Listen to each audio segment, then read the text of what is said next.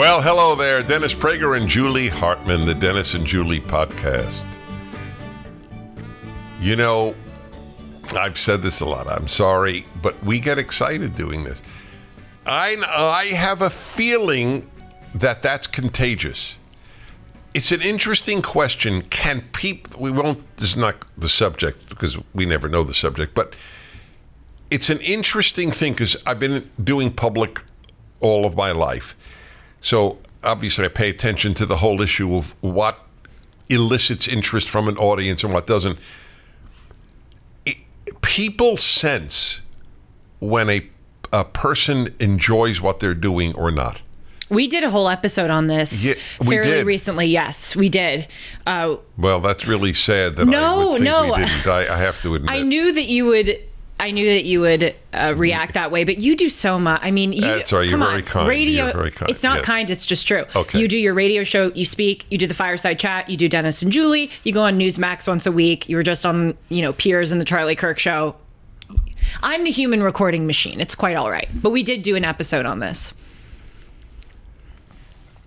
By the way, so just out of curiosity, so forget the public part, which we obviously did. In private life, it's also true. I'm only laughing because we did that too. Why don't we start again? Hi, everybody. Dennis Prager and Julie Hartman. We did. Do you remember this? Because it was really a great episode. You talked about how your dad learned to love accounting. No. Yes. And by the way, that made an impact on a lot of people because a lot of people don't realize you can tell yourself to enjoy something. Yes. It happens. So I get a lot of attacks and I get a lot of compliments, and that's just the nature of one's life. If you're out there, I understand that. I have no issue. What is interesting to me are the compliments. What do they compliment? The compliments. Don't.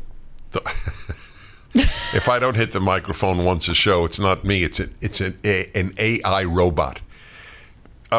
But then the interesting part is, what are they complimenting? Very often it is about happiness, which touches me a great deal. I have made you a happier person. And their two biggest things, and then we're going to get into our subject that we did, in fact, mention right before the podcast, are that it's a moral obligation. Happiness is a moral obligation. That is a brand new thought to nearly everyone, totally understandably, and it affects a lot of people. Wow, I owe it to people to have a happy disposition. I never thought of that. And the other is, just last week, some bright person, it was obviously a bright person, said, your statement, I do remember, 1 minute. Oh, yes. It was at the dinner, Jewish holiday dinner with people that I had not met before. And this woman, about 40 years old, I was really, really moved. It was entirely me that moved her from the left to traditional, good, Judeo-Christian, call it what you want, values. There's another person for whom you facilitated that right, who's also change. bright. So she said, but she's really the whole gamut, including happiness. When you wrote and said, Dennis, happiness is a choice. Oh, it's everything. It's everything. Sorry, I want you to comment. Yes. Well, this, I think, nicely segues into something that, in a rare occasion, we did mention to each other before the podcast, which is this great issue of perspective, which you and I believe is everything. And well, let me just make the connection for everybody. You can't be happy if you don't have perspective. Yes. That's what the connection. Right. And happiness is a choice. Perspective is a choice. You can you can take two people and put them in the same situation, and they can emerge with totally different outcomes depending on how they view the situation. So recently, you'll find this to be touching, I think. I went to a place that I frequent and there's a guy there who's a parking attendant. And I always see him when I go to this place. And he's sort of a security guard and a parking attendant. And he has a very, very obvious physical defect on his face. An injury, I believe, but it's quite grisly looking at his face. And he is always the happiest, sweetest, most magnanimous, person. And I actually, so impressive. I actually had never spoken to him, but I've gone to this place a few times, and I'll always see him. And I just notice, I could see it without even talking with him, that he just has a cheerful disposition.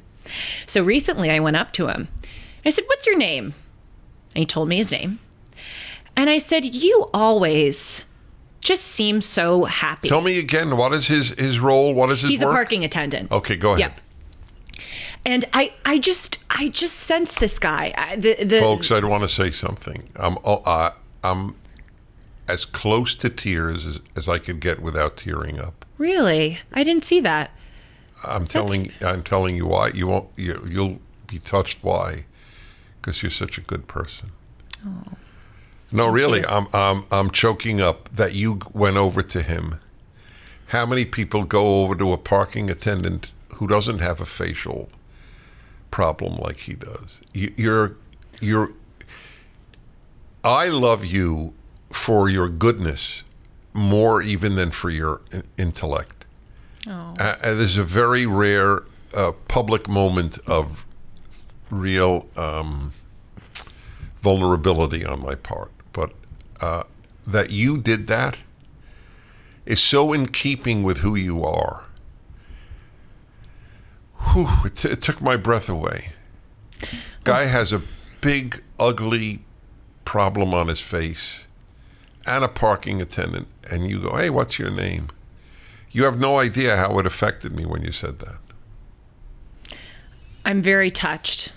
Thank you. And you... the risk of complimenting, which I know some listeners have flagged, you have the same level of goodness. You are a deeply, deeply good person.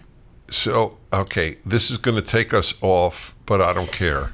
And then we're going to get back, because it's the choice issue and perspective is huge. And we had great examples at the dinner we were at. So, did you know you were a good person? Always, yes. That's fascinating. It was the thing I cared most about. And as you often say... So if I met you when you were 10... Absolutely. No. Well, so... I really appreciate when you share things about your life. And I was guest hosting for you recently, and I welcomed Professor Glenn Lowry to the show, who wrote a book about Black conservatism. People should check it out. And he, on the air, on national radio with me, was talking about when he was a drug addict, was talking about when he cheated on his now late wife. Sharing your life is such a gift to other people, because we're all experiencing trials and tribulations in life alongside each other. For some reason on this show, I've hesitated to talk very fully about some elements of my life, but I'll make an exception. I think my sister Gina has had almost everything to do with my goodness. Because growing up, and I've mentioned this, but it's really painful to talk about because it was just so horrible. People don't understand how hard it is to have not just a severely autistic sibling, but one who was being neglected and abused in a group home. And growing up, Gina would come over to our house for weekly visits, and she would have bruises on her, and she can't speak. She can't go, "Hey, these people are abusing me." There was one incident when I was 14, and California Highway Patrol called my parents' house, and there was a police officer on the phone, and my dad picked up and heard Gina screaming in the background of the phone call. And California Highway Patrol said, we found this girl on the side of the freeway. And my dad said, that's my daughter. I can hear her in the background. And the California Highway Patrol said, she's clearly very disabled, but we just asked, and she blurted out your home phone number, because growing up, even though she can't speak very much, my parents had trained her to have our home phone number. Her caretakers were so negligent. They let Gina wander out of the house. They didn't see that she was gone. She wandered a mile away from her group home, and she was found by that heroic California Highway Patrol officer on the entrance of the 405 freeway. I shudder to think, of course, what would happen if someone else had decided to take her in her car. You can't survive crossing a freeway. So I am always extremely attuned to the feelings of other people. I'm very attuned to the suffering of other people. And so when I see that parking attendant with the very obvious, my radar just goes right to that person, because growing up, I think, and again, this has benefited me later in life. I'm seeing that it has. I knew real evil from the time that I was little. You can't escape looking at real evil in the face when your autistic sister, who you see, is being abused. I learned to stare evil in its dark, ugly face. So you really think that? I know it sounds like I'm having you brag, but it doesn't matter to me. Be objective about who we are. You're a good person. Do you? I didn't know that you attribute your goodness to Gina. Well, I think I was born with it. Again, for being very honest, I was born with it. Right, but she heightened it. Oh, I agree. That's what I think. And looking evil and suffering in the face is not scary. I mean, it is scary to me. But it is an interesting question, and I don't have the answer to it. Do people who grow up with an impaired sibling, do they, or one who died prematurely, which if they grew up, it's definitional, it's premature. Do they generally become finer human beings? I think so. You do. I wonder if any serious study of that has ever been conducted. Because you don't have the luxury of avoiding real life. From the time I was little, I was contemplating questions like, why was I born normal and she was born autistic? Why are people evil? Why do people abuse autistic individuals? You literally have to confront those questions because it's your sibling. You can't avoid real life. And right now we're seeing in the United States an avoidance of reality, an avoidance of real life. If you deny that there are only two genders, you are avoiding reality. Or deny that men and women are basically different. Right. That's what started me, what started me in my antipathy to the left as opposed to liberals was that they didn't hate evil. They didn't hate communism. If you didn't hate communism, your moral compass was broken. So that was clear to me when I was a teenager. But this is a very big factor, not acknowledging reality. We'll save that for another time. This is a perfect segue into what we were talking about before. Having a suffering sibling, among the many things it teaches you, I have to assume, certainly it gives you perspective. That's the subject we wanted to talk about on life. Yep. Hey, life isn't a bowl of cherries, to utilize one of the oldest cliches. It's not. Suffering is part of life. Yes. When a girl came up to me, I know I've mentioned this, but it doesn't matter. It's a perfect example. A girl gets up at the microphone at one of the universities I spoke at, and I always say, if you don't agree with me, come up first. So she doesn't agree with me. Or Dennis or Mr. Prager, I don't remember which, are you saying that women in America are not persecuted? Yes. Yes, of Generally, course. yes. Yes. The lack of perspective yes. to understand how good she has it. I wonder if she had a suffering sibling, just to give an example. So the big one, and it's in my book on happiness. Happiness is a serious problem, which does really affect people's lives. I know this from so much feedback. So people should read it. You want to get a used copy, it's fine. I'm not doing this for royalties. Trust me, he's not. Right. You're the least concerned with money person I've probably ever met. Right, which has not been a blessing, but, well, It's been both. It's a blessing and not a blessing. But it is what it is. So I have a chapter on expectations. Not expectations. I do have a chapter on expectations. I have a chapter on perspective.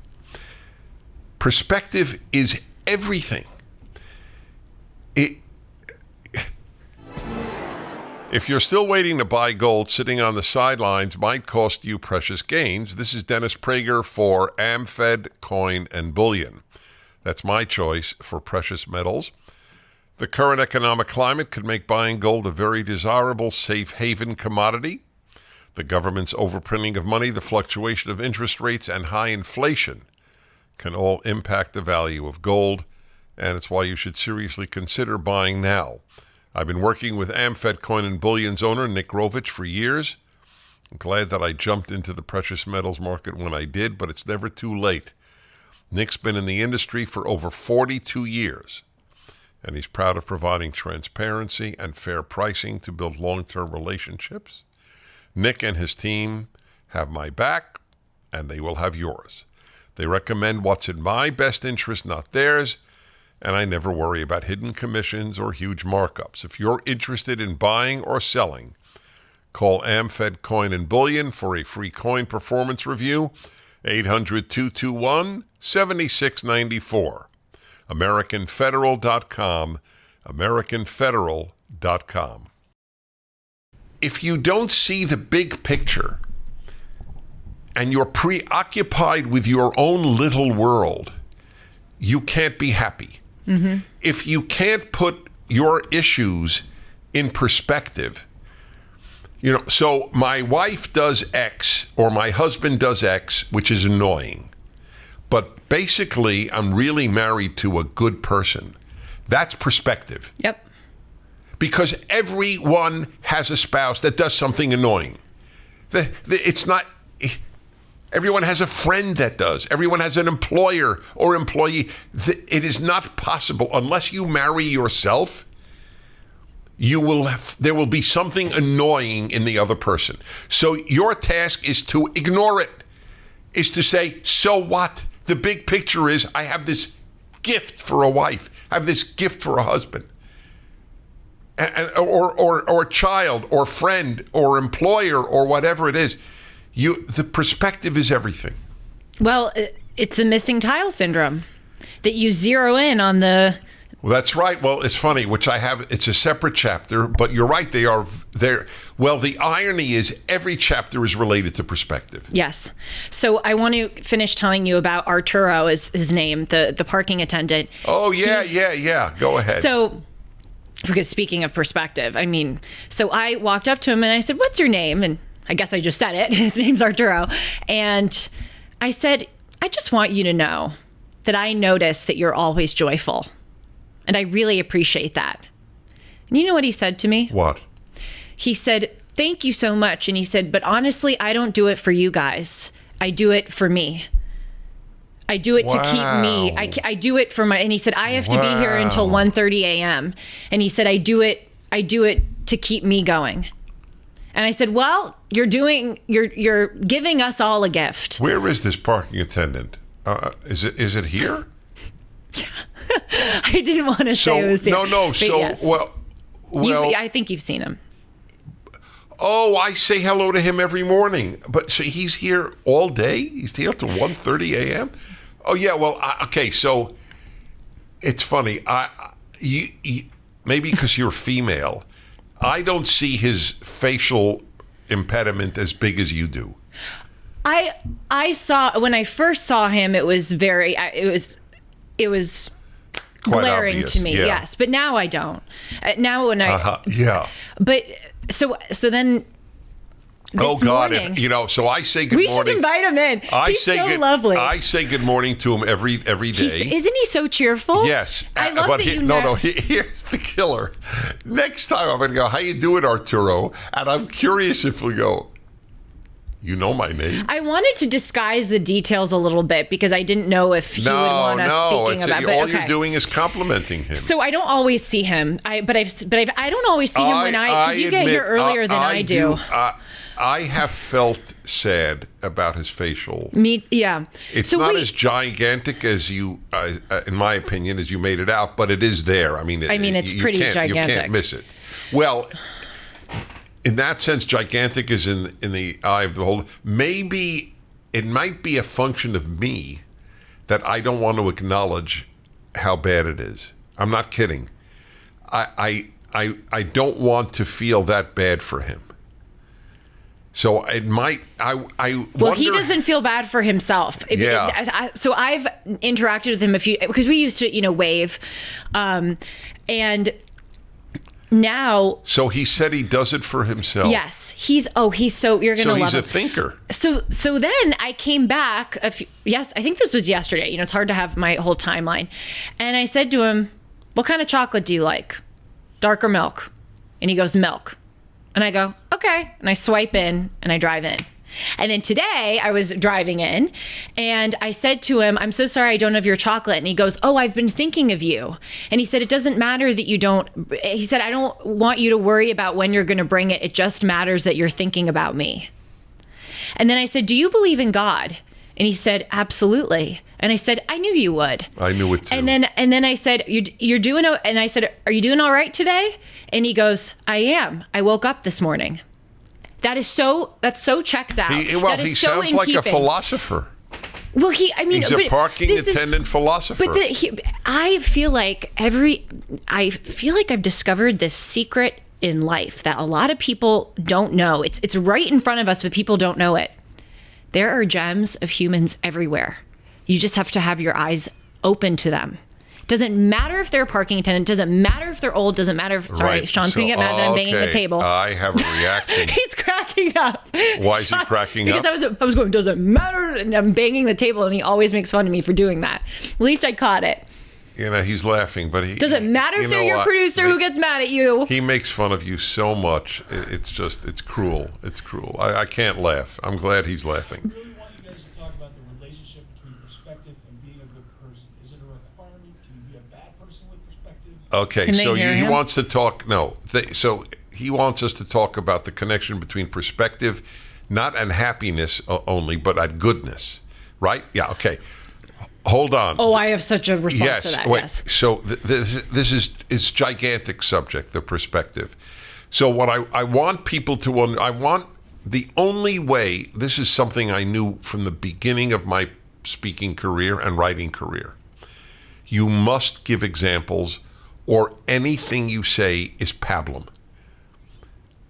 That's why whenever I hear, okay, America's systemically racist. Oh, really? Okay. Give me examples. Good tip. That's a really good tip. Oh, if you don't have examples, you are lying to yourself. You're making up pablum. Okay, so everything is examples. Every time I write, one could check this out. There are examples. I give a generalization, and then examples, generalization, then examples. So here is on the perspective. So let's see. We discussed a whole host of things at this holiday, this Jewish holiday lunch that you attended with our Friday night crowd. Not all of our Friday night crowd. It's really fun. It was, but as usual, great conversation. Yeah. I mean, so everybody at the table provided examples. I mean, and that. What is one of my mottos in life? And we have a jingle. Even one listener made a jingle out of it. If nothing's horrific, life is terrific. That's perspective. Mm-hmm. You're complaining. Well, wait a minute. Is it horrific?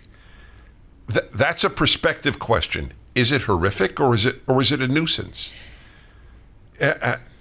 So go on. No, it's just look at what Arturo said. He said, I am joyful because I have to stay here at 1:30 in the morning. Because when I said to him, I just want you to know I always appreciate that you seem very joyful. He said, I'm doing it for me and not so much for you. He actually, maybe he listens to Dennis and Julie. He actually was following what we were saying a few episodes ago about you can learn to love something, or you can convince yourself to find joy in your job, no matter how difficult your job may be. So it just substantiates the point that perspective is everything. But I have so been trying to adopt this in my life in every way. I mean, when I think, for instance, about the fact that for the rest of my life, I'll have to take care of Gina. I mean, already, and I'm not married with children yet, but I already have a child. I mean, I already have, I'm her conservator, and and I'm not going to lie, that's a burden. Yeah. That's a big burden. But you know what I think? I swear to God, and your influence in my life has really helped me with this.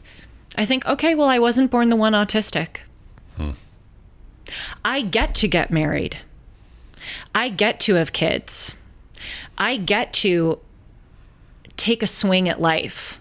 Gina doesn't get a life. I get an opportunity to life. That perspective is what makes me, when I think, oh my gosh, how am I going to have kids and then support her, and I have to live near her because I want to visit her, and financially I got to make sure that I'm setting myself up well and my family up well, but also I need to financially whenever I start thinking that and I go, oh gosh, this is going to be so hard, I go, God blessed you by not making you autistic. Be grateful. Or God or life or whatever, but you were blessed. I'm thinking about, I don't have respect for most therapists. Some are terrific. Abigail Schrier would agree with you. Yes. I said this before she was born.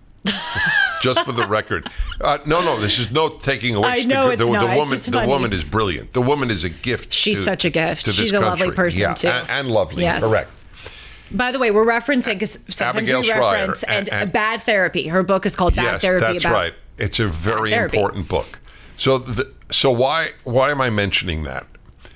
What happens in most therapy sessions is the end of perspective. It's drilling deeper into the hole in which you are. Instead of saying, the world is filled with holes. No, let's talk about my hole. There is no one on earth who cannot figure out why they should be miserable. Okay? That person has not been invented. I'm so glad, by the way, that I did this before the show. I knew I would want to have 80 things to respond to, so I have a piece of paper and a pen here. It is so true. A lot of therapy legitimize. Yes, it's preoccupied with your issues. The therapist does. What therapist says, I got to tell you, in the pantheon of the human condition, your issues are not that big. They would lose a patient. So much to say to this. Okay. I always say in life is about balancing contradictions, right? And here's a great example of that. When someone is suffering in life, we have to validate. Well, we don't always have to. If it's legitimate, if it's legitimate, we validate what they're saying. But also that has to be tempered with a healthy dose of perspective. And so something that I think about a lot is, and you actually referenced it before the show, and I'm not trying to complain, I'm very grateful, but it's brutal sometimes being a woman on the air. I got to be very careful with how I look. I mean, there are things that I'm looking for. Is my bra showing? My hair has to look good. My makeup. I mean, I'm looking at things. Sometimes my makeup smudges, and it's a lot of work. I do my own hair. I do my own makeup. I do my own wardrobe. And I never, complain in my head about it. But sometimes when I find myself going, this is such a pain, I just don't want to worry about looking glam today. I swear to God, you know what I think about? I think about the Taliban outlawing beauty salons in Afghanistan. That's brilliant. That is brilliant. I swear on my mother's life that every time I go down that road of going, Dennis before Dennis and Julie just gets to eat his dark chocolate and Julie has to go do her hair and look beautiful. You know what I think? You're so lucky that you get to express your femininity. You're so lucky that you get to show your hair. You're so lucky you get to show your shoulders. I mean, you know how many women, no, it's so important. You know how many women in the world cannot show their hair? We just walk around like this is for granted. It's not for granted. It's because people fought for our right to show our hair. Or that thousands of people, that you have to look like this for thousands of people. How many people could say that? Absolutely. And I go, oh yeah, you're going to complain about having to do your hair to go sit and do Dennis and Julie, your show with Dennis. I swat out any of that crap from my head. But the examples are legion. Yes, that was the word in my mind. I knew it was. By the way, clearly. You started. I don't think you even noticed this. You started to go. I saw you about to say L. You're right. I was. Yeah. I don't know why I didn't say it, but it was good that you filled it in. Yes, correct. So here's one. So I am somewhat. I'm not a big sports fan, but especially hockey. So, but it doesn't matter what sport it is. So there are teams. I'll take baseball. Baseball is more widely known than hockey. There are a lot of hockey fans, but not as many as baseball. So there are teams that basically never win. Okay, they just don't. Year after year. Chicago White Sox comes to mind as an example. The Cubs are pretty close behind, but they won one year. And I actually think. I feel bad for the guys on that team. I do. It's odd. I mean, I have nothing to do with Chicago. I speak there, but I have no connection to Chicago, no emotional connection, certainly. And here I am feeling bad for the guys on the White Sox or some other perennially losing team. But what I realize is I have lost perspective. Do you know how lucky every guy on the Chicago White Sox is making at least $1 million to put a puck in a net? No. This is baseball. Oh. Okay, if they put pucks in the net on the White Sox, they really do get off the team quickly. Are you ready to lose weight but not sure where to start? So I'd like to tell you why I chose PhD Weight Loss and Nutrition. First, Dr. Ashley Lucas has her PhD in chronic disease and sports nutrition. The program is science-based. The PhD program starts with nutrition and is much more. They know 90% of permanent change comes from the mind, and they work on eliminating reasons you gained weight in the first place. There are no shortcuts, no pills, no injections, just solid science, science-based nutrition, and behavior change. If you're ready to lose weight for, I think, the last time, call 864-644-1900, 864-644-1900 to get started. Or online at myphdweightloss.com, myphdweightloss.com. Just make the appointment for your one-on-one consultation. Call today, 864-644-1900. So here, if a team called me in, and it might happen in one case, I won't mention the team, but to speak to players, I would say, you gotta, everybody knows you work hard to win. That would be no great insight on my part. But I want you never to lose sight of how lucky you are to be in the major leagues, even if you're on the worst team in the major leagues. Do you know how many guys in the minor leagues spend their lives in the minor leagues? Yes. Well, look at even what Arturo said to me when, I think it was the conversation we had this morning where I said, "You doing okay?" And he said, "Yeah, I woke up this morning." That's perspective. That's perspective. I mean, every time, and I've seen many of these individuals over the years through my sister's schools and group homes. People are wheelchair bound. People are, we forget, we able-bodied people haven't a clue of what physically disabled people have to go through to just go to the bathroom. That's right. And so, and it's not easy maintaining perspective, because the human condition is to not have perspective. It's to complain. And we all complain. But there are times when, if I'm climbing a flight of stairs because the elevator is out in my apartment building, as was the case this morning, and I'm lugging my groceries up, woe is me. I go, you know what, Julie? You get to walk. And I know that sounds trite, and I don't care. It's the truth. And you get to go to an American grocery store. Of course. Oh my gosh. It's so funny you say that. I was thinking that today when I was in the store. I was thinking, because I was talking with my friend, and her father grew up in Cuba and immigrated to the United States. So she's first generation American. And she told me this story a few years ago that I've never forgotten, because it showed me how much I take our system for granted.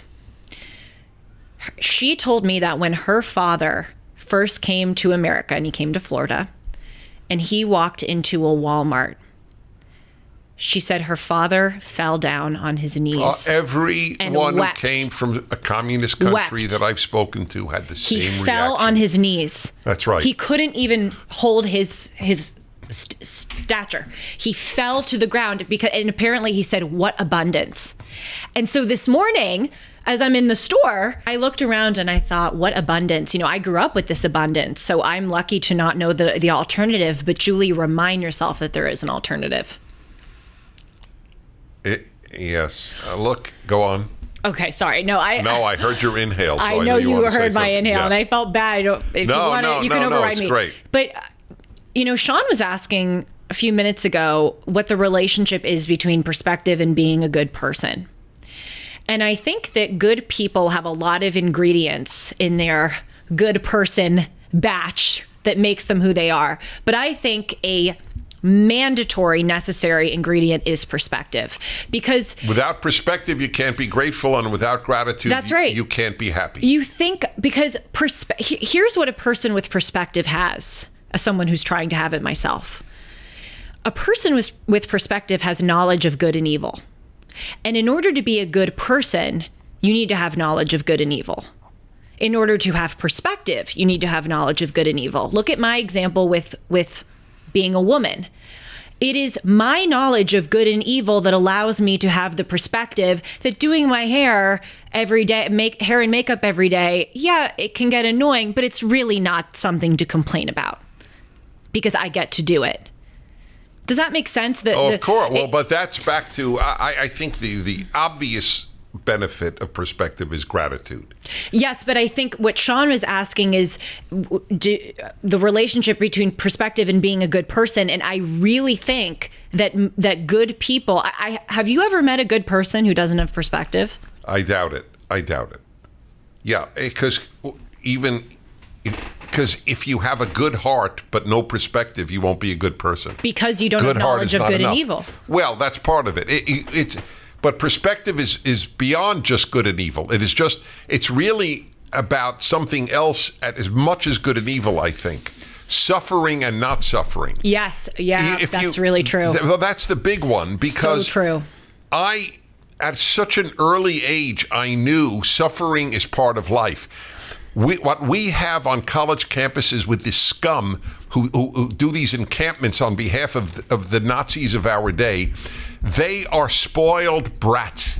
They think that life is just to be easy, and and they have this their arrogant dismissal of what's good, like America, death to America. That somebody in America would chant death to America. This is such a sick, disgusting human being. But to think that America is this giant problem, what, do you know anything about the world? And the answer is no, because they have no perspective. Capitalism is bad? Oh, really? What's your alternative? When socialism has been tried, millions of people have suffered horrifically and been killed and tortured. You know nothing. You're a fool. You're a giant fool. You're a disgrace. Have I made myself clear? You're good. Finish it out. Can you be a good person without being happy? Okay, so he wants us to, quote, finish it out. Can you be a good person without being happy? Happy people, happy people are better people. There are very few evil, happy people. Okay, I don't think of the. I don't know if I don't know. You think the average scum on the college campuses with these no is a happy person? No, I don't. But do you think Hitler was a happy person? Do you think Stalin was? Yes. So I think there was an evil, happy deviousness to them. Yes, I agree with you. I think I don't know the answer fully. Stalin might have been. I can't speak about whether Hitler was a happy person. I don't know. I could tell you that Stalin, whom I know more about than Hitler, but Stalin was was totally paranoid. Yep. He was. His chef would, or his whatever it was, would eat everything he had to eat first. So if it was poisoned, he would drop dead rather than Stalin. When you think that everybody wants to kill you, I can't believe that contributes to much happiness. Oh God, I have so much to say. Again, thank God I have this. But well, here, wait. Can you be a good person without being happy? Yes, yes, you can. Yes, absolutely. Yes. Oh my gosh, so many good people are very unhappy in large part because they're so good. And what? And they martyr themselves. A lot of people, I shouldn't say a lot of people, but I know people who are very, very, very good people, and they do the right thing even and especially when it's hard and they're unhappy as a result. You do? Yeah. So wait. I want to. This has look. Obviously, I know people who take care of their ailing relatives, who give their whole lives to their ailing relatives, and they pay a big price. Yes, they pay a huge price. That's a good point. So yeah. So that's fair. That's true. But so there are. So let's make it clear to everybody who's listening. There are happy people. Excuse me, there are good people who are not happy. But the vast majority of happy people are good. There is a connection between the two. It is not 100%, but it is up there. Look, if I am at a dinner party and there's a dour human being, I don't mean someone who's just having a bad day, but a dour human. Yeah. My assumption is never, oh, they must be a kind soul. Well, I knew. I'll give you the flip side of that. I suspected that Arturo was a fantastic person because even from yards away, when I'm parking my car, I could sense he was joyful. Okay, that's and right. happy. Yes, so that's and then when I walked up to him, he was a dazzling human being. Right. So. This is an interesting thing. I often wonder, all day I wonder about God's design of the universe, the way things work. It's so curious and interesting to me. That suffering or knowledge of suffering can facilitate such happiness. It's a weird thing, isn't it? That and you've brought this up on Dennis and Julie and undoubtedly on your radio show. Is it a blessing to have a happy childhood? Right. Yeah. And we both have said we're not so, we're not so sure. Right. And I'll give you another example.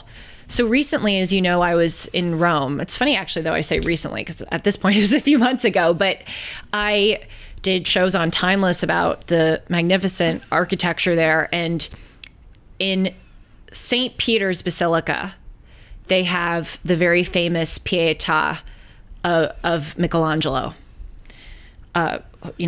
Mary holding Jesus, right? A dead Jesus. And I stood in front of there and looked at it.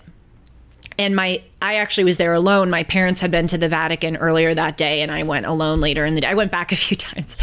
And I stood in front of there, And I thought about my mom. I thought about what my mom must feel standing in front of that Pietà, because she lost a child in Gina. And my mom has been, you can't imagine how valorous. I mean, my whole upbringing, she was, pursuing litigation against the state of California. Talk about staring evil in the face, unearthing this evidence of her daughter, her precious daughter, being abused.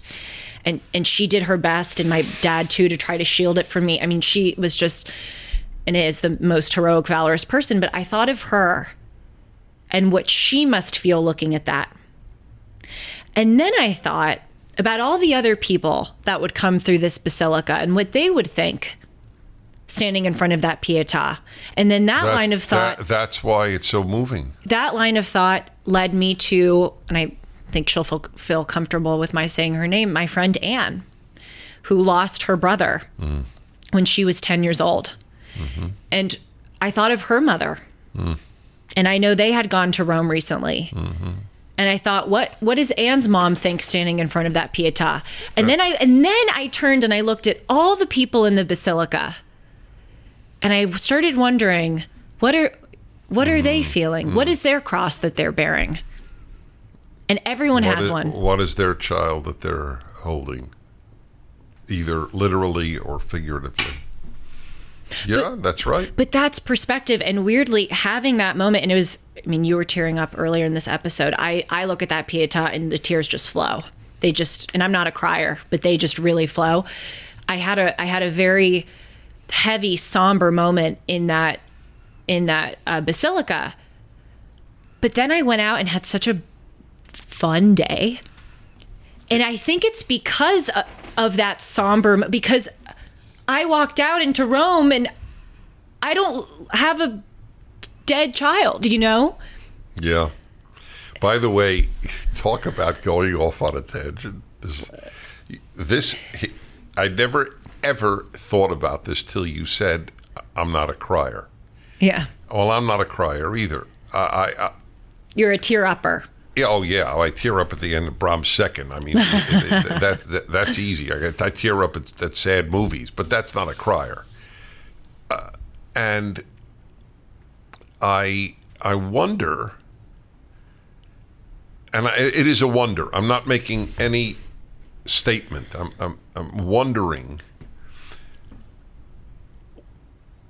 is there any connection between goodness and a crier? Are criers more likely to be good or not good? With the way this conversation is going, we'll be saying, is there any connection between good people and wearing red shirts? Or between good people and driving Honda Civics? That's right. We're getting there. It's true. No, but it's. See, the people in my life, and they're all really, them. They're really good people. They really are. That's the thing I most treasure. Well, that's what unifies all of them. Yes, that's right. Not one of them is a crier, male or female. That's true. You're the biggest crier of all. No, I'm the tearer. That's right. Yeah. Whoa. I cried once in my memory. Literally in my memory, I don't even remember crying as a child. I know what it is when you're on the plane. Oh, yes. Well, I was sobbing. That was because when I left the Soviet Union, and that was for the sadness that I could leave with a passport and Talk about they perspective. couldn't leave. Yeah, that was all perspective. No, the time I really cried, it was actual crying, was when I spoke at the funeral of my late wife. Oh. And we had divorced. It actually, I mean, I've never spoken about this ever publicly. It shows that's what Dennis and Julie brings out of Dennis. But I really cried. I mean, I was shocked at myself. And I since then I have been trying to figure out, why were you crying? You guys divorced, and it wasn't a pleasant divorce. One of the most fascinating things I've done recently is to get a brain SPECT scan. I went to best-selling author Dr. Daniel Amen at Amen Clinics. They're known as the best brain and mental health company in the world. Most psychiatrists sort of guess what your problems are. Maybe very intelligent guesses, but Amen Clinics treats a variety of mental health issues and actually looks at the organ it treats, the brain. You can get 10% off an Amen Clinics evaluation. Go to amenclinics.com/Dennis. Talking to Dr. Amen about my brain health, which turned out to be, thank God, really good, was very informative, extremely informative. I see now why looking at the brain before treatment is so important to getting the right treatment, and how it supports targeted treatment for conditions like ADD, depression, memory, and more. Visit amenclinics.com/Dennis to learn more about their brain-based approach to mental health. Or call 844-256-7266, 844-256-7266, and get 10% off by using the code Dennis10. And I can only say that it was probably over what could have been and wasn't. I was probably crying over the death of the marriage as much as her death. And if I may speak for you, I think you were probably crying for Aaron too. That's very possible. I don't want to take credit where it might not be due. I don't know. It might have been a factor. By the way, just for the record, my son Aaron does a podcast. APUnfiltered, one word. You guys are getting quite close, and it touches me. I just adore him. Well, he adores you, and he's very special. And talking about your life to help other people. Aaron, as many listeners probably know, struggled with addiction for... Well, he was adopted by his late mom and me when he was born, but we did not know for years she was a meth addict. But he talks about, he came on Timeless and talked about some grisly stories of his addiction and how he turned it around. And he's just a very God-centered person. I just want to offer his great answer when he was on the Fireside Chat. I almost never have guests. People should watch it. The Fireside Chat PragerU Fireside Chat I did. I almost never have guests, maybe twice a year. The guest I had before him was Robert F. Kennedy Jr. I'll give you an idea. So I said, so when did you hit bottom? And he said, when I ran out of people to blame for my problems. And I thought, that is brilliant. Not only brilliant, that is applicable to everyone on earth, irrespective of addiction or not addiction. Well, that's what Larry Elder's father says. And this is, I just feel like in my life, there's something to learn from everyone. Everyone. A good example, a bad example, a random person's anecdote that they tell about their parent. In life, I feel like I'm always on high alert. What can I learn? What can I learn? And Larry Elder said that his father would tell him that whenever something doesn't go your way, before you blame anybody else, the first thing you should do, even if you think it is staggeringly obvious that the catastrophe was another person's fault, you ask yourself what you could have done, if there was anything that you could have done to change the outcome. That's step one before you go to step two, which is the blame game. I love that because if I were a marital therapist, to show how much I agree with you, I will give an example where people are not happy to even hear it as an example. If I were a marital therapist, and by the way, I do believe I would be a really good one. You kind of are one on the air. That's right. No, that's the reason I know it, because so many people say, your male-female hour is has been my free marital therapy.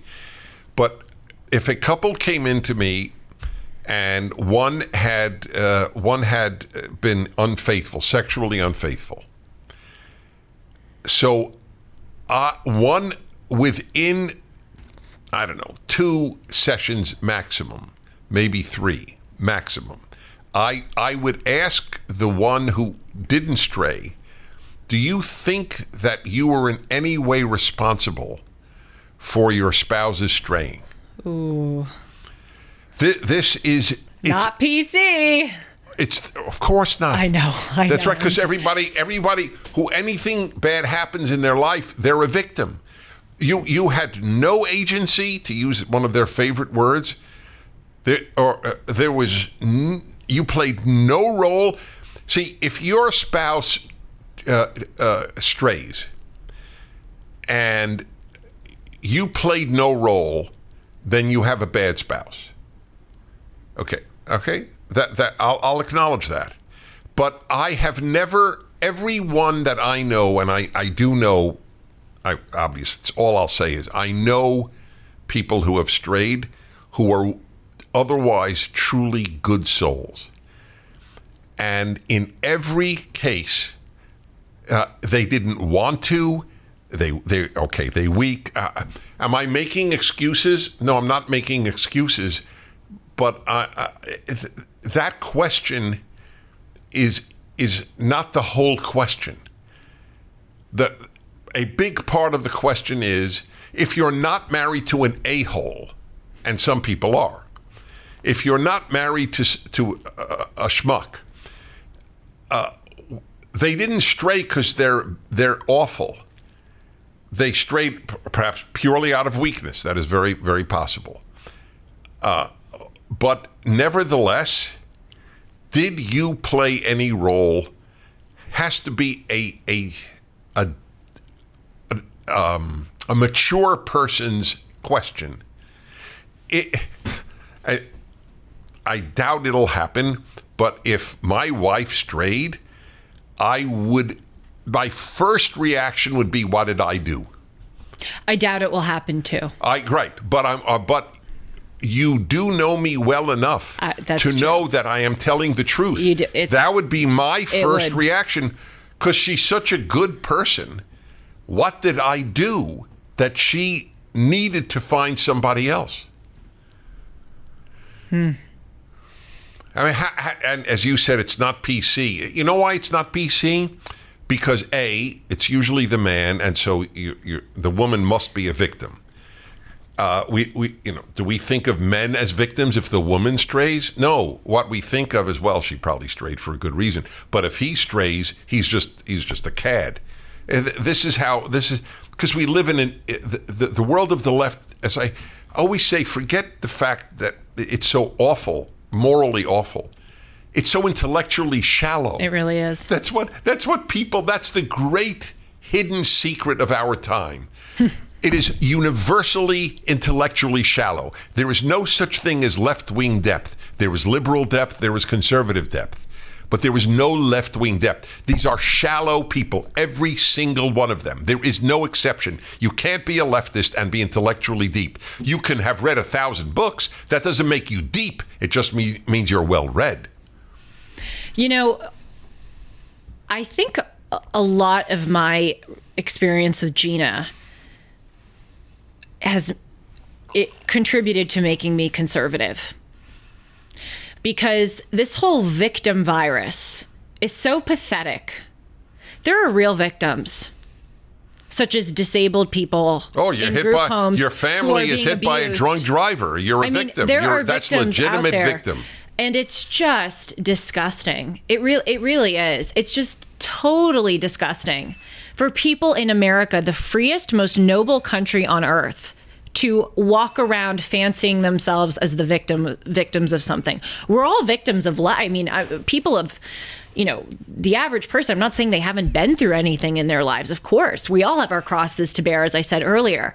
But the fact that there are people who walk around, as a speaker at Harvard's commencement said, America criminalizes poverty.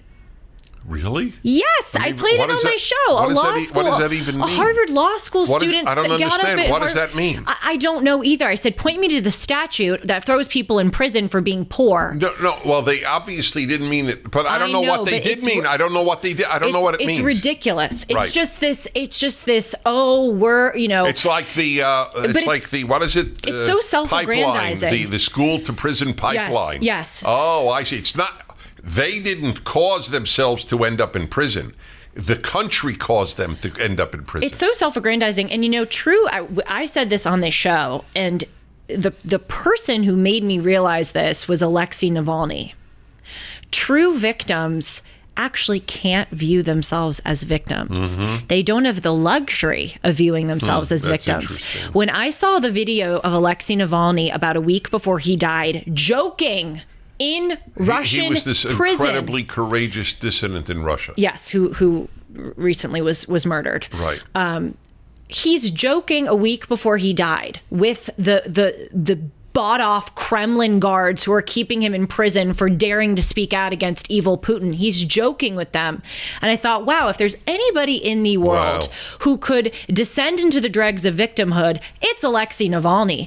And yet he doesn't have the luxury of viewing himself as a victim, even though he is, because then he would spiral into the dregs. His view that he was a victor and not a victim is what kept him going. Is victimhood a lack of perspective? Okay, Sean. Correct. That is one of its good way to make it full circle. Yes. No. That's exactly correct. In most cases, I mean, look, right, if you reckon. Okay, let me just put it though. I mean, I always give the Charles Krauthammer example. Charles Krauthammer was one of the luminous minds for decades in the United States. For those listening outside of the United States, and for those too young to remember. Charles Krauthammer. Charles Krauthammer was truly universally, he was conservative, but he was recognized by liberals as a luminous mind. Read his books, watch any of his comments. I had him at a PragerU event shortly before he died. It was one of the great honors of my life. And Krauthammer, he was at Harvard Medical School when it was an achievement to be at Harvard. Hey, you were the last class. You might have been the last class. But in all seriousness, it really is so sad. So my friends and I text, even my liberal friends, they're like, our degree, the worth of our degree is going down by come on. Anyway, killed by Harvard. Yeah. Harvard, like America, is committing suicide. All these schools are. All these schools are. Yes, that's correct. Yeah. So, where was I? I'm sorry. No, it's quite all right. No, it was a very important. It was. Oh yes. No. Wait. Sean. How did we get? Okay, Vic. Oh yeah, Charles Krauthammer. So Krauthammer was at Harvard Medical School, and he was a brilliant mind. He was going to be a brilliant doctor. He was studying to be a psychiatrist, and he was unbelievably handsome. He was on the swim team. And he loved it. I have no idea. And he dived one day into a pool, did not know how shallow it was, cracked his vertebrae, was paralyzed from the neck down. As he's 22 years old. Oh, did he have a right to see himself as a victim? You bet he did. And do you know what? He decided from apparently within a day, I'm not going to live as if I'm a victim, paralyzed as he was.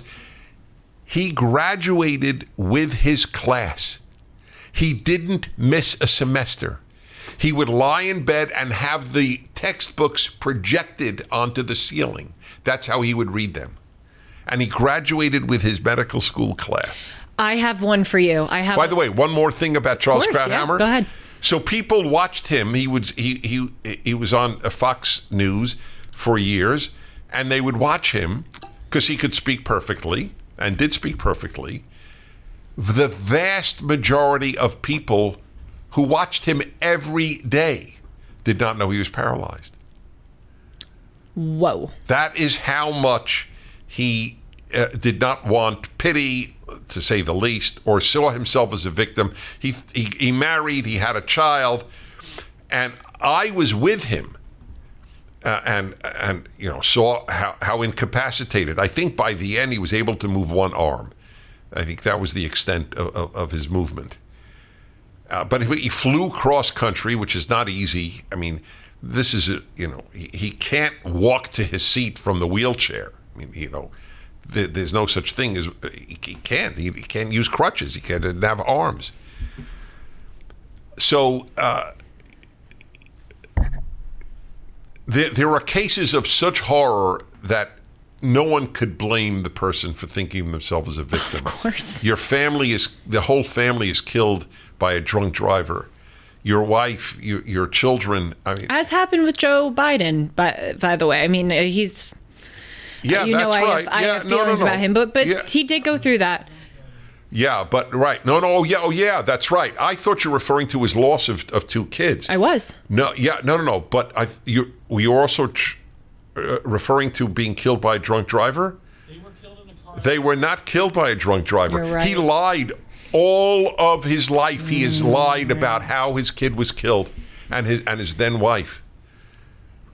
It was a lie. What was it really? I think she was responsible for some traffic violation, but he wasn't drunk. But or it doesn't matter who was responsible. He wasn't drunk. Okay, but anyway, you are a victim. If you lose your wife and child, you're a victim. I mean, there's no question about it. And by the way, he did not walk around as a victim. I'm not implying that, and it's because truth is everything. Are you ready to lose weight but not sure where to start? So I'd like to tell you why I chose PhD weight loss and nutrition. First, Dr. Ashley Lucas has her PhD in chronic disease and sports nutrition. The program is science-based. The PhD program starts with nutrition and is much more. They know 90% of permanent change comes from the mind, and they work on eliminating reasons you gained weight in the first place. There are no shortcuts, no pills, no injections, just solid science, science-based nutrition, and behavior change. If you're ready to lose weight for, I think, the last time, call 864-644-1900, 864-644-1900 to get started. Or online at myphdweightloss.com, myphdweightloss.com. Just make the appointment for your one-on-one consultation. Call today, 864-644-1900. But it's all... The best example, or not, there's no such thing as the best example. A really good example, do you know this? I think I've told you this woman who went in for a simple gallbladder operation and ended up with no arms and no legs because she got sepsis, internal infection, which people get in hospitals.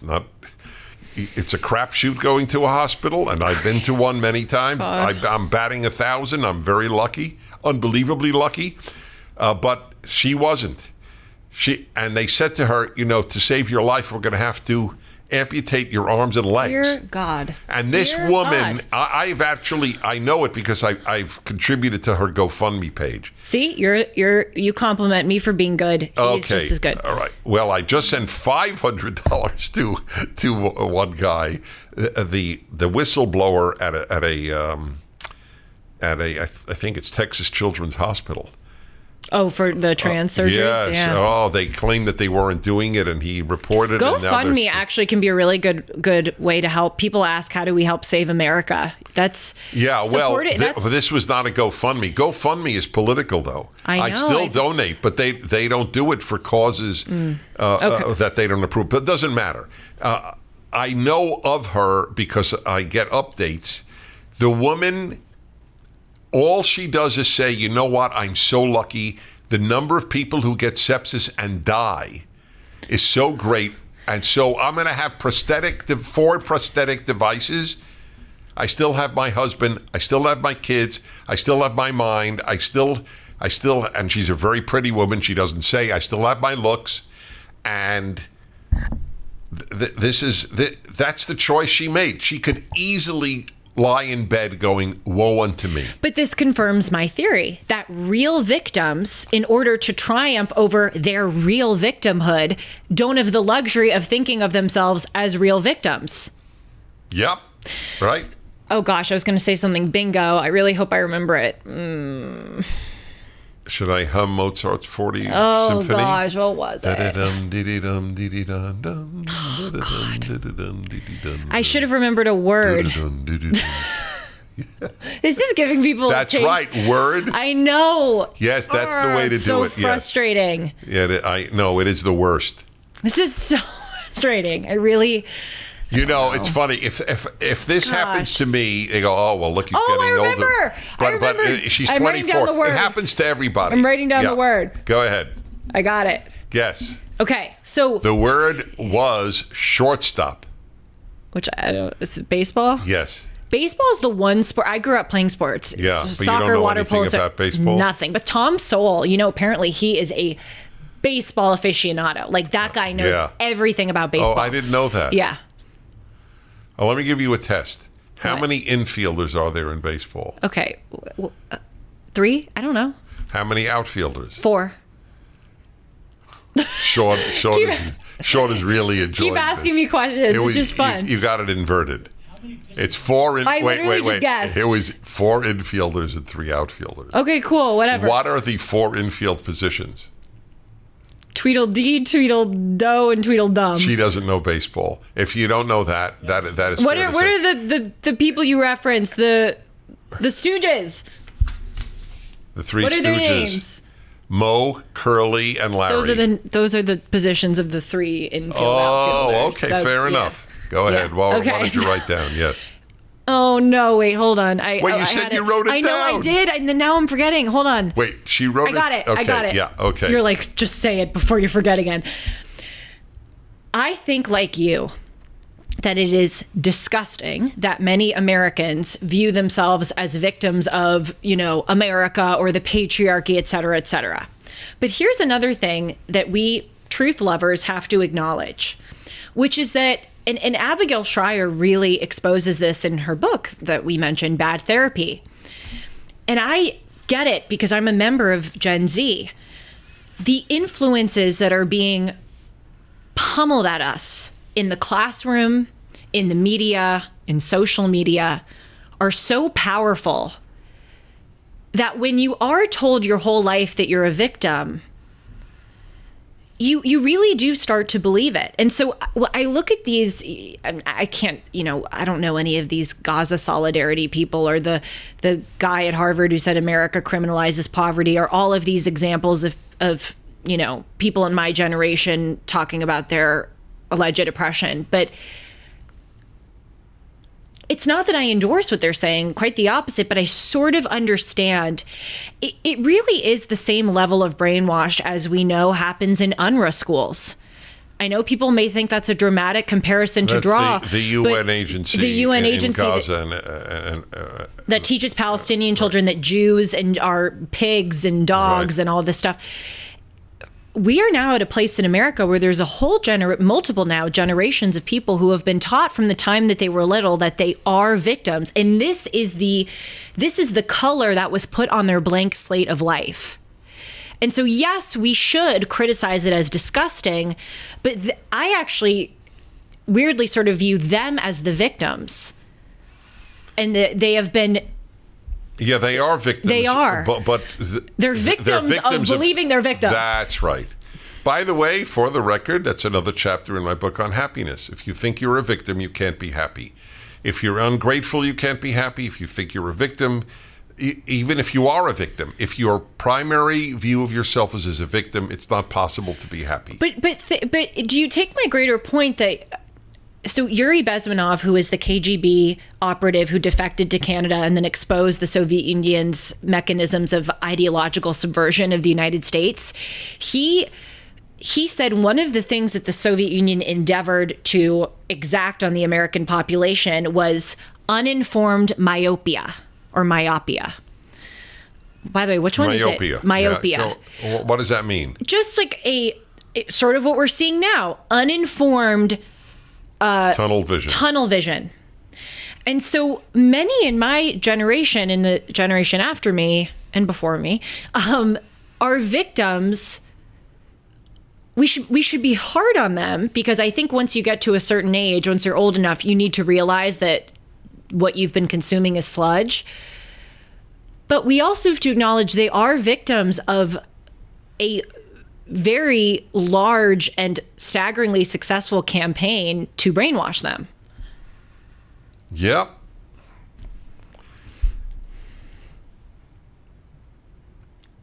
You wonder why it ever developed. That's is there a human I have theories desire on this. To want to see oneself as a victim? It's so bizarre to me that the leftist victimology would have caught on to the extent that it has. I'm black, I'm a victim. I'm a female, I'm a victim. I'm a gay, I'm a victim. I'm a just fill in anything but white male Christian, and you're a victim. And why is that appealing? It's such a crappy way to go through life. I'm about to kick this conversation up a notch. I think that in large part, not entirely, but in large part, this is the malignant outgrowth of a Christian culture. Stay tuned for the next edition of the Dennis and Julie podcast. Okay, but I can't just drop that bomb and then move on. I have to explain a little bit. We're running out of time, but do so. Oh, great. In 3 sentences, explain what I mean. There is no greater lover and defender of our Judeo-Christian culture than you, but maybe secondarily than I. I love our Judeo-Christian culture. But every culture has its malignant outgrowths. Every family culture, every civilization, everyone. And I think that we have taken these Christian ideas and ideals of mercy and grace and love and suffering, and we have, as Spencer Clavin, my dear friend, and not says, judging, and we have so taken them out of their proper context. We've taken them outside of their guardrails that they've become, as Spencer says, parodies of themselves. We have to talk about this. Spencer says they've become sick parodies of themselves. That's his words, not mine. I have to credit him, because you taught me that when you cite a source, you bring righteousness to the world. Is that the Talmud, right? Yes. And so Spencer says they become sick parodies. That is an excellent way to put it. Mercy and grace and not judging people and suffering and redemption and the last shall be first. All of these great Christian things, out of their proper context, have been made into parodies of themselves. They've been made into, I am the victim of America. And I'm the victim of a Band-Aid that is not my skin color. So a final thought on that from me for now, because there's so much to be said. So you know, and maybe many people listening / watching know, I would like PragerU to put up a series of billboards. I know. Something to the effect, just a reminder, God judges you. Have a nice day. By the way, do you know what I call you, Alan, and Marissa at PragerU? The Holy Trinity of Jewry. Thank you. That's a beautiful, beautiful thought. The three of you are powerhouse. Yeah. I mean, well, that's true. You guys are a powerhouse. A powerful trio. I agree with that. So, but isn't that? See, yeah. So here's my question. It would tick off the whole left. That they don't believe in God to begin with, or they're not liberals. But the idea. I wonder, though, the reason I raised it was your Christian comment. And that is, how many Christians would be annoyed? And I don't know. The answer may be almost zero. And it may well be. Because the Christian message has been, all of my lifetime, God loves you. Which is true, but it is not. I don't know how effective a message that is to produce good people. Put that down. That is a really... Put that on your notes page. Yeah, no. That's a very powerful question. What do you want me to write? Will we get better human beings from the message God judges you or the message God loves you?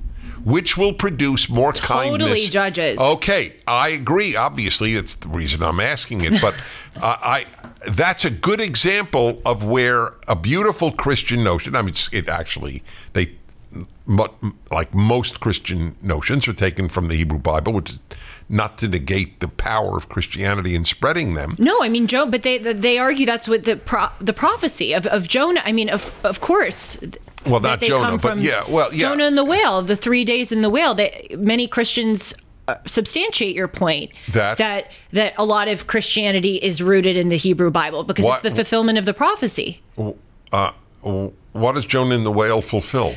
The Christ, 3 days of oh, really? Yes. I did not know that. Christians believe that was foreshadowing I did Christ. not realize that. Okay, great.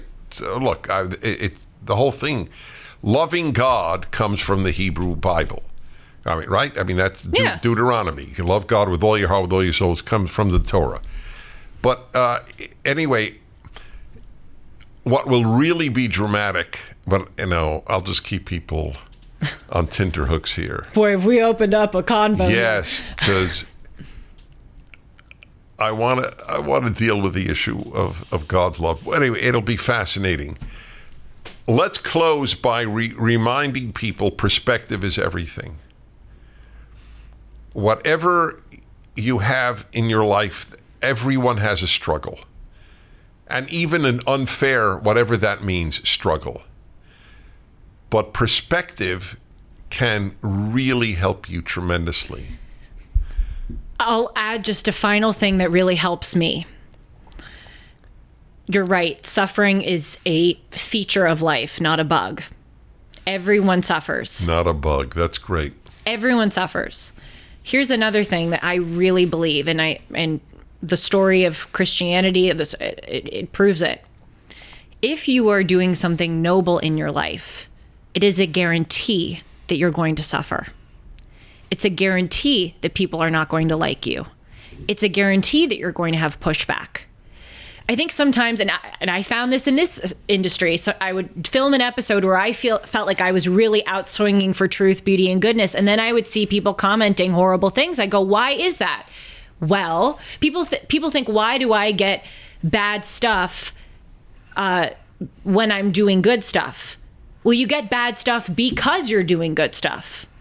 Does that make sense? If you are doing something noble, people are always going to oppose you. Look at Christ. Look at the story of Christ. I mean, that's right. Good and evil exist. All right, that's another subject. If you're doing good, evil's going to be your antidote. Yes. Evil's going to come for you. This episode made me so hungry for a bowl of cherries. Did you hear that line? I did. The speaker's on. This episode made him hungry for a bowl of cherries. I love cherries. I thought you were going to say... They're so expensive, though. Who do you love more, cherries or Sean? Sorry, Sean. Good one. Good one. You can reach me at julie@julie-hartman.com. I love hearing from you. Dennis knows just how much I forward him Yes, and emails. I love hearing from Julie with what you send. So true. And you can follow me on Instagram and Twitter at Julie R. Hartman. You can follow Dennis on Instagram at the Dennis Prager. I know he's tuning out. And on Twitter, what's his Twitter? At Dennis Prager. Yes. And you can go to dennisprager.com. Right. Or prageru.com. Right. Or something else. Julie-Hartman.com. Right. Cool. And we'll see you next week. Bye.